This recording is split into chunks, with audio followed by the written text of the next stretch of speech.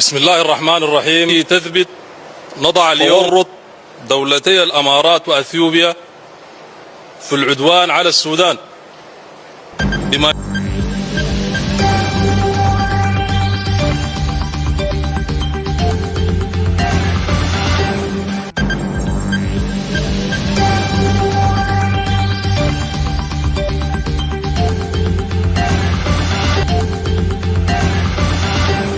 كاب رئيس كتما تجري كتما مغلى كبيد معبالة تسمع علم استملس استبهال بيت مخر تجري ن دكتور دبرتسيون قبل ميكيل بريزيدنت جيرو شيمو ملوم جنرال تادس ولدم شتحنا ناب كوينات نورك لخونتات ينازلنا كبلت انقلو حزباوي تقامو اب تجري كبغاغس دمام اتي بريزيدنت اوعي تقريبا لهم منغست فيدرال وقعو زخونه قبر ملسي هابول زلام ملأختي وهنا شعبيا ناب مرحتو واحد ما كاب اسمرات العيخلهم بزرزر كنورو بينام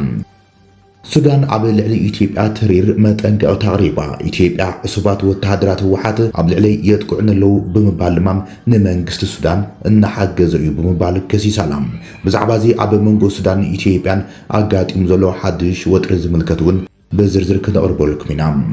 عبل كينيا عقباز حاتو إيرشاويان بعزفي كمزو سخة سميعهم كاب تجري هورايزن زخبر سلام تانا عبزلوكم يمسحكم نزوم زغربنا يمكن دغن جنبتاتن حدشت معمرتاتن بزرزر كن أربلكم ينام سبسكرايب لايك شير نعجبكم زيناتنا كتكتاتلو نقدموا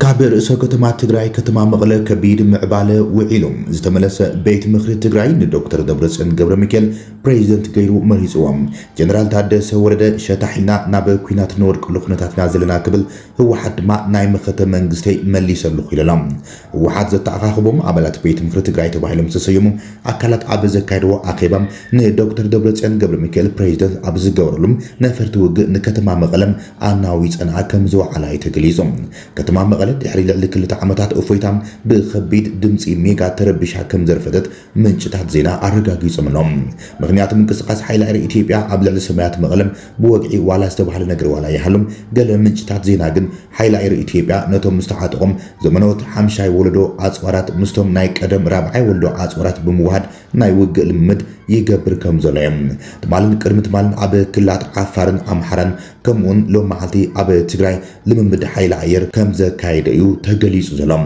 زي قد مشدش عمتات تمريج زنبرن اب وان كوينات زفرسن استبحلم سممعنت بريتراون بوقع زفرسو بيت مخر تجراي دمام عزرارا اخيبا غيرو بريزيدنت تجراي دكتور دبرتسيون غيرو مريج ولام شاتشاي زمن سرع غباي بيت مخري منغست تجراي ن دكتور دبرتسيون قبل ميكيل بريزيدنت ويزرو كيروس حاغوس عفو غبايم ن ويزرو محرت بره دمام مكتل عفو غباي غيرو بممراصن نزقربو وسان حساباتن موشناتن بمصداق تزازيمو يبل صبصاب تجراي تلفزيون امونغو منغست إثيوبيا حزباوي ويانا حارن تجراين 23 تقمت كلشن 15 عام تمرت عبي بريتوران سبص حسب معنات بريتوران سيبم تونزي فصن حبيت مخر منغست تجراي اتسم معنات منغست إثيوبيا سلازفرسوم سرح كم جمريم غليص زله وحاد لاته غباي بمرغات غباي زجمره شارشاي زبن شارشاي سرع غباي بيت مخر منغست تجراي بمسرت حق منغست دنبي اسررحن سنه مغبارن ابالات بيت مخري عفو غباين مكتل عفو غباين اب سرحن تزي حاليوم ببريزيدنت ويد ما مكتل بريزيدنت لعلواي بيت فردي مرحنت عفو غباين مكتل نكمرصم بزدنغوغو مسرت بمرحنت بريزيدنت لعلواي بيت فرد تجراي عفو غباي تمريصن قال محلا دحر مفصامن بمسرت اسررحت بيت مخدمام مكتل عفو غباي تمريصن قال محلا فصيمن يبل اتزينام عفو غباي دحر مسيام اجندات تعلت بمولو دمص زرطقم بيت مخري نزحلف 3 عامات تونزي فصن حبيت مخر منغست تجراي سرح نكجمر ابز قرب موشن زتيم بخلته دمص تحققهم ابزحا دمصي اصديقيم قتلون ابو مر حزباوي ويان حارن تجراي دكتور دبرتسيون قبل ميكيل زقرب صبصاب افاصما سممعنت بريتوران هلو كنتاتن سميعم بمزتاي نتصبصاب بمولو دمصي اصديق ولو يبلت زينا بمسرت اتزينا اتبيت مخري زصرقم اجنداتات مرصا بريزيدنت استخايدو خيم دكتور دبرتسيون قبل ميكيل بحدا تقاومن 3 دمص تعقبن بابزحا دمصن بريزيدنت منغست تجراي غيرو بمشام قال محلا افصيمولم تابزي بمقصال بريزيدنت دكتور دبرتسيون قبل ميكيل كساب قصال غباي ابيت مخيم فصام سرح زدلي متعراي بمغبار سرحو الناس رح كصنحن زقربو وسان حساب بحر تقامو حدا دمص تعقبهم بابزحا دمص كم زصدقم اتزينا ملكتلم اموداتا شادشاي زبن شادشاي سرعو غباي بيت مخر منغست تجراي عفو غباي ትግራይ ወይዘሮ ኪሮስ ሓጎስ ምደባ መተሓበሪ ኮሚቴ ቤት ምክሪ መንግስቲ ትግራይ ብምትዕራይ ስርሕና ስርሐን ክጸንሐም ውክልና ብምሃብ ጉባኤኡ ዛዚሙ ሌብል ጸብጻብ ትግራይ ቴሌቪዥን ፕሬዝደንት ጊዜያዊ ምምሕዳር ትግራይ ሌተናል ጀነራል ታደሰ ወረደም እዚ ውሳነ ምንቅስቃስ ህወሓትን ናብ ኩናት ዝዳርግ ብምባል ህዝቢ ትግራይ ክቃወሙ ይጻውዒ ተቕሪቡ ዘሎ ኣብ ትግራይ ተፈጢሩ ዘሎ ከቢድ ኩነታት ኣብ ታሪክ ዝኸፈ እዩ ዝገለጾ ፕሬዝደንት ታደሰ መፍትሒ እቶም ጸገማት ሰላማዊ ልዝብን ፖለቲካዊ መፍትሒታት ምዃኖም ብምግላጽ ኩሎም ሓይልታት ፖለቲካ ትግራይ ብዘይ ኣፈላላይ ናብ ምዝራብ ክመጽኦም ትማሊ ጻውዒ ተቕሪቦም ይኹን እምበር ህወሓት ንጀነራል ታደሰ ወረደ ዝመርሖ ጊዜያዊ ምምሕዳር ትግራይ ቅቡልነት ከም ዘይብሉን ከም ዝፈረንሰን እዩ ብወግዒ ኣውጅ ዘሎ ቀጻሊ ስጉምቲ ፕሬዝደንት ጊዜያዊ ምምሕዳር ትግራይ ጀነራል ታደሰ ወረደ ከምኡን መንግስቲ ፌደራል እንታይ ክኸውን እዮም ብብዙሓት ተጽቢት ዝግበረሉ ኮይኑሎም መንግስቲ ፌደራል ዛጊድ ወግዓዊ ግብረ መልሲ ዘይሃበሉ ኮይኖም ነፈርቲ ውግን ድሮናትን ናብ ትግራይ ብምልኣኽ ግን ኣብ ልዕሊ መራሕቲ ህወሓት ጸብጢ ንምፍጣር እዩ ዝንቀሳቐስ ዘሎ ይብሉ ተዓዘብቲ እዚ ኣብ ትግራይ ማዕቢል ዘሎ ሓደገኛ ቅልውላው ከምኒ ሻዕብያ ዝበሉ ናይ ወፃኢ ሓይልታት ኢዶም ዘእትውሉ ዘለዎም ምዃኖም ንምቁፅጻር እውን ከቢድ ክኸውን ከም ዝኽእል እዮም ተንተንቲ እውን ግምቶም ዘቐምጥ ዘሎም እቲ ተመሊሱ ተባሂሉ ዘሎን ፕሬዝደንት ትግራይ ኢሉ ዝሾመን ናይ ቤት ምክሪ ቅድሚ ሹመት ዶክተር ደብረጽዮን ምጽዳቖም ካብ ኣስመራ ሰናይ ናይ ስራሕ ዕምሪ ግበረልካም ብምባል ናይ ዮሃና መልእኽቲ ናብ ዶክተር ደብረጽዮን ገብረ ሚካኤል ተላኢኹ ተዓዚብና ኢና እዚ መልእኽቲ ዮሃና ሻዕብያ ናብ መራሒ ህወሓት ድማ ስርዓት ግደፍ ኣብ ትግራይ ግበሩ ኣይትግበሩ ዝብል ጽልዎም ኣብ ልዕሊ መራሕቲ ጉጅለ ህወሓት ክንደይና ምዃኑ ዘርእዩ ይብሉ ኣብ ማሕበራዊ መራኸቢታት ርእይቶኦም ዝህቡ ዘለዉ ተዓዘብቲ ሱዳን ኣብ ልዕሊ ኢትዮጵያ ተሪር መጠንቀቕታ ኣቕሪባ ኢትዮጵያ ዕሱባት ወተሃደራት ህወሓት ኣብ ልዕሊ ውግእ ከፊቶምሉ ብምባል ድማ መንግስቲ ሱዳን ይሕግዞም ከም ዘሎም ብወግዒ ከሲሰላ ወሃቢ ቃል ሰራዊት ሱዳን ኣብ ዝሃቦ ጋዜጣዊ መግለጺ መንገዲ በረራ ናይተን ኣብ መዕርፎ ነፈርቲ ካርቱምን ካልኦት ከባቢታትን ዒላማ ዝገበራ ሰብ ኣልቦ ነፈርቲ ብቪድዮ ብምቕራብ መበገሲአን ካብ መዕርፎ ነፈርቲ ባህር ዳር ግዛኣት ኢትዮጵያ ምዃንን ኣረጋጊጸ ኣለኹ ኢሎም ኣብ ዝዋን መዕርፎ ነፈርቲ ኣሶሳ ኢትዮጵያውን ብቴክኖሎጂ ድሮናት ቱርክን ሎጂስቲክሳዊ ደገፍ ሕብራት ኢማራት ዓረብን ዝተደገፈ ወሳኒ ወተሃደራዊ ማዕከል ኮይኑ ከም ዝርከብ ኣመልኪቶም ወሃብ ቃል ሰራዊት ሱዳን እዚ ኩነታት ከም ዚሉን ተቐጺሎም ሱዳን ኣብ ልዕሊ ኢትዮጵያ ቁሉዕ ዓጸፋዊ ግብረ መልሲ ከም እትህበሉ ኣጠንቂቖም እዚ ምንቅስቓስ እዚ ኢትዮጵያ ከም መመላለሲት ቦታ ብምጥቃም እቲ ብኢማራት ዓረብ ዝድገፍ ሓይልታት ቁልጡፍ ደገፍ RSF ኣብ ሱዳን ምሕጋዝ ዝዓለመ ወተሃደራዊ ሽርክነት ዘመልክት ኮይኖም ንጸታዊ መልክዕ ቀርኒ ኣፍሪቃ ዳግማይ ኣብ ተሃዋሲ ኩነታት ዝውድቆ ኮይኖም ሱዳን ኢማራትን ኢትዮጵያን ኣብ መጥቃዕ ሰብ ኣልቦ ነፈርቲ ኣብ ልዕሊ መዕርፎ ነፈርቲ ካርቱም ኢድ ከም ዘሎንያ ብወግዒ ከሲሳ ዘላ እዚ ክስታት ድሕርቲ ትማሊሶኒ ንቐንዲ መዕርፎ ነፈርቲ ርእሰ ከተማታት ሃገር ካርቱም መንበሪ ኣውራጃታትን ንሓያሉ ወተሃደራዊ ትካላትን ዒላማ ዝገበረ መጥቃዕታት ድሮን RSF ኮይኖም ኣብ ሰሜን ካርቱም ዝርከብ መደበር ሲግናል ኮርፕስን ኣብ ኦምድሮማን ዝርከብ ማዕከል ስልጠና ማርክያትን ዒላማ ዝገበረ እዮም ሎሚ ሰሉስ ንግሆ መንግስቲ ሱዳን ኣብ ዝሃቦ ሓበራዊ ጋዜጣዊ መግለጺ ሚኒስትር ጉዳያት ወጻኢ ማሓየድን ሳሊምን ወተሃደራዊ ወሃብ ቃል ቃሲም ዓዋድ አብደል አልዋሃብን እተን ኣብቲ ስርሒት ዝተሳተፋ ሰብ ኣልቦ ነፈርቲ ካብ መዕርፎ ነፈርቲ ባህር ዳር ኢትዮጵያ ከም ዝተወንጨፋ ውድእ መርትዖ ኣለና ክብል ገሊጾም እቶም ሰበስልጣን ብመንግስታዊ ማዕከን ዜና ኣብ ዘውፅዎ መግለጺ ኣብ መጥቃዕቲ መዕርፎ ነፈርቲ ካርቱም ኢማራትን ኢትዮጵያን ተሳትፎ ከም ዘለዎን ብወግዒ ነፍልጥ ኢሎም መንግስቲ ኣብ ዝመረጾ ግዘን ቦታን ድማ መልሲ ናይ መሃብ መሰሉ ዝተሓለወ ምዃኖም ወሲኾም ገሊጾምሎም ቴክኒካዊ መረዳእታ ዘቕረቡ ወተሃደራዊ ሰበስልጣናት ሃገር ድማ ንብረት ኢማራት ምዃና ዝተፈለጠት ተኸታታሊ ቁጽሪ S88 ዘለዋ ሰብ ኣልቦ ነፋሪት ካብ ኢትዮጵያ ናብ ክልል ሱዳን ክትኣቱን ከላም ክትትል ከም ዝተገበረላ ዘመልክት መረዳእታ መቕሪቦም በመሰረት ወተሃደራዊ ሓይሊ እዛ ፍሊት ነፋሪት ኣብ ወርሒ መጋቢት ኣብ ከባቢ ኤል ኦበይድ ቅድሚ ምዕጋታን ምውዳቕን ኣብ መላእ ዞባታት ቡልናይልን ኮርዶፋን ኣብ ዝተኻየደ መጥቃዕታት ተሳቲፋ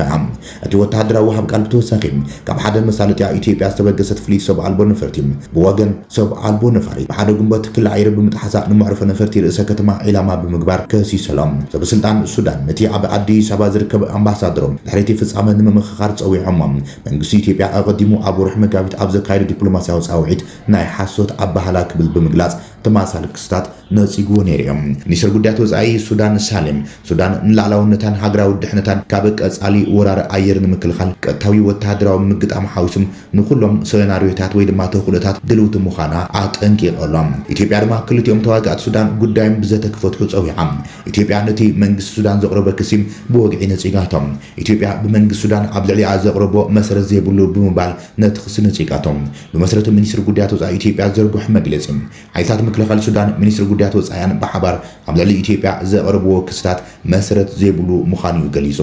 ኣብ መንጎ ህዝብታት ኢትዮጵያን ሱዳን ታሪኻዊ ዝምድና ኣብ ግምት ብምእታው ሱዳን ኣብ እዋን ኩናት ሕድሕድ ብገለ ዕጡቃት ዝተፈጸመ ግሰትን ላዕላውነትን ግዛእታዊ ሓድነትን ኢትዮጵያን ዝግህስሉ ምንቅስቃሳት ብግልፂ ካብ ምግላጽ ተቆጢባ ከም ጸንሐት እዩ ሓቢሮም ሰራዊት ሱዳን ኣብ ኩናት ሕድሕድ ንዝተኻረዩ ወተሃደራት ህወሓት ከም ዘሳተፈን ነዞም ዕስባት ኣብ ምዕራብ ኢትዮጵያ ጥሕሰት ንምፍጻም ኣጽዋርን ገንዘባዊ ደገፍን ከም ዝገብረሎም እዩ ሚኒስትሪ ጉዳያት ወፃኢ ኢትዮጵያ ከሲስዎም ዘሎም ኣብ ኩናት ሕድሕድ ሱዳን ዕስባት ወተሃደራት ህወሓት ብምባል ብግልፂ ይንቀሳቐሱ ኣለዉ ዝበለ ሚኒስትሪ ጉዳያት ወፃኢ ኢትዮጵያ ሱዳን ዝተፈላለዩ ፀረ ኢትዮጵያውያን ሓይልታት መዓስከር ኮይና ተገልግል ከም ዘላም ተኣማንነት ዘሎ መርትዖ እዩ ብምባል ይገሊጽዎ ዘሎም ከምዚ ዓይነት ተግባራትን ቅድሚ ሕዚ ብወተሃደራትን ሰበስልጣን ሱዳን ዘቐረበ ክስታት ንዕላማታት ናይቶም ጽዩፍ ኣጀንዳታት ንምስጓም ዝደልዩ ግዳማውያን ሓይልታት ንምዕዋት ዝዓለመ ምዃኑ የመልክት እዩ ኢለሎ መንግስቲ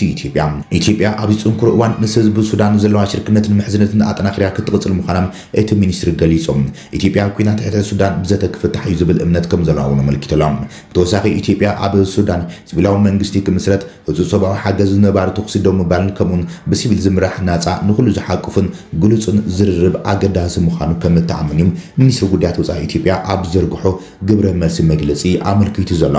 ኢትዮጵያ ምስ ሕቡራት ዓረብ ኤሚሬትስ ብምዃን ቀንዲ ደጋፊት ሓይልታት RSF ኣብ ሱዳን ከም ዝኾነት እዮም ዝተፈላለዩ ዓለም ለኻውያን መርትዖታት ዝቐርቡ ዘለዎም ኣብ ክልል ቤንሻንጉል ጉሙዝ ከተማ ኣሶሳ መዋፈሪ ሰብ ኣልቦ ነፈርቲ RSF ከም ዝተተኸለን ዕሱባት ወተሃደራት ንRSF ስልጠናታት ዝካየድሉ ማእከላት ከም ዘሎም ዝተፈላለዩ ጸብጻባትን ምርመራዊ ስራሕትን ወፂኦምሎም ሮይተርስ ኣብ ቀረባ ኣዋርሕ ዘርግሑ ወግዓዊ ምርመራ ጸብጻብ ድማ ናይዚ ምልክት እዮም ወገን ሱዳን ጀነራል ዓብድልፈታሕ አልቡርሃን ድማ ሓይልታት ህወሓት ከምኡን ዕጡቃት ፋኖም ሻዕብያን ሓበራዊ ጽምዶ ብምስራት ኣብ ልዕሊቶም ብመንግስቲ ኢትዮጵያ ዝሕገዝዮም ዝበሃሉ ሓይልታት RSFን ከምኡን ኣብ ልዕሊ ሓይልታት መንግስቲ ኢትዮጵያን ጸውጥን ምፍጣር ምንቅስቃሳት ከም ዝገብሩ እዩ ዝተፈላለዩ ጸብጻባት ዘመልክቱ ዘሎም ኣብ መንጎ ሱዳን ኢትዮጵያን ዘለው ዶባት ድማ ተኸታተልቲ ውግኣት ናይቶም ጽምዶ ሓይልታት ከም ዝካየድዮም ዝተፈላለዩ ሓበሬታታት በብእዋን ዝወጹ